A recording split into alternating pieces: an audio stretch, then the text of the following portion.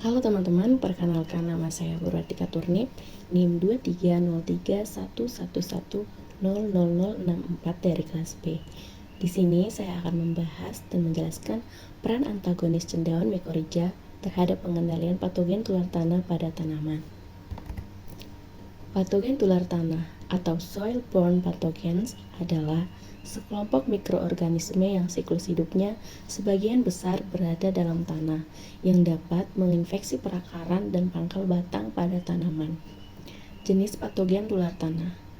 Dalam pembahasan kali ini saya akan menjelaskan dua jenis patogen tular tanah, yaitu ada Sclerotium ralphsi dan Fusarium oxysporum fsp-Szipae. Dari kedua jenis patogen tular tanah ini akan menunjukkan gejala serangan, seperti pada Sclerotium ralphsi akan menunjukkan gejala infeksi pada akar, terjadi pembusukan pada batang tanaman.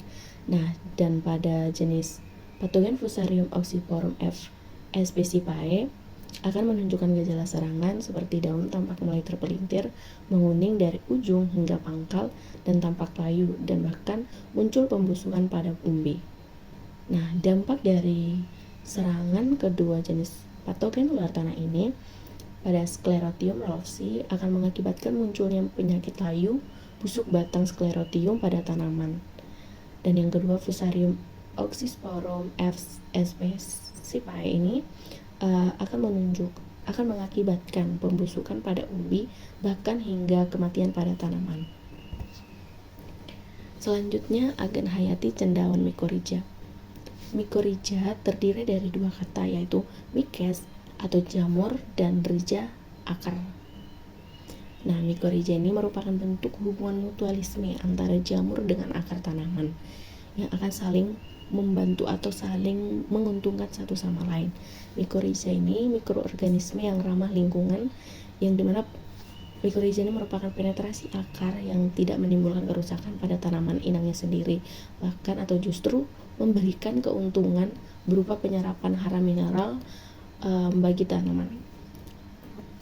Terdapat beberapa peran mycorrhiza bagi tanaman, yaitu yang pertama, mycorrhiza dapat menekan serangan patogen akar seperti patogen tular tanah. Yang kedua, meningkatkan ketahanan tanaman, dan ketiga, menutup ruang infeksi patogen di permukaan akar, dan yang keempat, dapat meningkatkan serapan nutrisi dan air dalam tanah yang akan meningkatkan kekebalan tanaman dari kekeringan maupun dari patogen.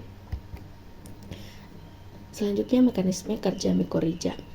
Mekanisme infeksi mycorrhiza pada akar, yang dimana dimulai dengan mycorrhiza membentuk apesorium di permukaan akar. Lalu mycorrhiza akan menempel pada perakaran sehingga menembus sel epidermis akar. Setelah itu akan terjadi proses penetrasi. Dari proses penetrasi ini akan muncul hifa secara interseluler dan ekstraseluler dalam korteks. Kemudian akan membentuk arbuskula dan vesikel, di mana arbuskula ini sebagai tempat pertukaran nutrisi antar jamur dengan akar tanaman, sedangkan vesikel ini merupakan tempat penyimpanan cadangan makanan. Yang kemudian akan terjadi perkembangan hifa di korteks, sehingga hifa akan keluar dari akar ya dengan berbentuk benang-benang halus. Di sini benang-benang halus itu lebih kecil dari rambut-rambut akar, yang dimana ini akan membantu penyerapan unsur hara dan air di dalam tanah. Dan hifa-hifa ini lebih efektif dan lebih mampu untuk menyerap hara tanaman daripada rambut-rambut halus akar.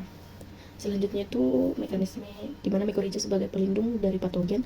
Yang pertama itu mycorrhiza itu sebagai mantel atau selaput hifa. Mycorrhiza ini sebagai bagian terluar atau barrier yang akan melindungi akar dari masuknya patogen. Yang kedua, mycorrhiza akan menggunakan kelebihan karbohidrat dan eksudatnya sehingga tercipta lingkungan yang tidak cocok untuk patogen. Yang ketiga, mycorrhiza ini dapat mengeluarkan antibiotik seperti fenol dan phytoalexin, di mana fenol dan phytoalexin ini merupakan senyawa yang mampu mencegah infeksi patogen pada tanaman, sehingga akar tanaman yang telah diinfeksi oleh cendawan mycorrhiza ini tidak akan mampu diinfeksi oleh cendawan patogen seperti patogen tular tanah. Yang selanjutnya teknik pengaplikasian mikorrhiza.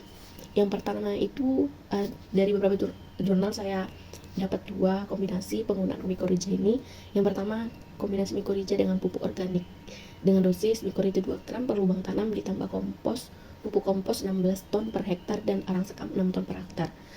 Kombinasi mikorrhiza dengan pupuk organik ini tuh untuk pengendalian pada busuk pangkal pada bawang putih yang disebabkan serangan jamur Fusarium oxysporum FSP sippae. Sedangkan teknik pengaplikasian yang kedua itu kombinasi mikorrhiza dengan pupuk kimia. Yang pertama itu benih ditanam pada lubang sedalam 2 cm, yang kemudian melakukan pemupukan dengan dosis pupuk urea 0,1 gram per tanaman dan SP36 0,2 gram per tanaman pada saat tanam dengan menunggalkan 5 cm di luar lubang tanam sedalam 7 cm. Yang ketiga itu meletakkan inokulum mikorrhiza di atas benih kedelai sebanyak 20 gram per lubang tanam. Yang keempat, melakukan penyiraman setiap hari pada sore hari dengan kapasitas lapang. Dari kombinasi mikorrhiza dengan pupuk kimia ini digunakan untuk menekan intensitas penyakit busuk batang pada tanaman kedelai yang disebabkan oleh patogen tular akar, yaitu jamur Sclerotium roxy.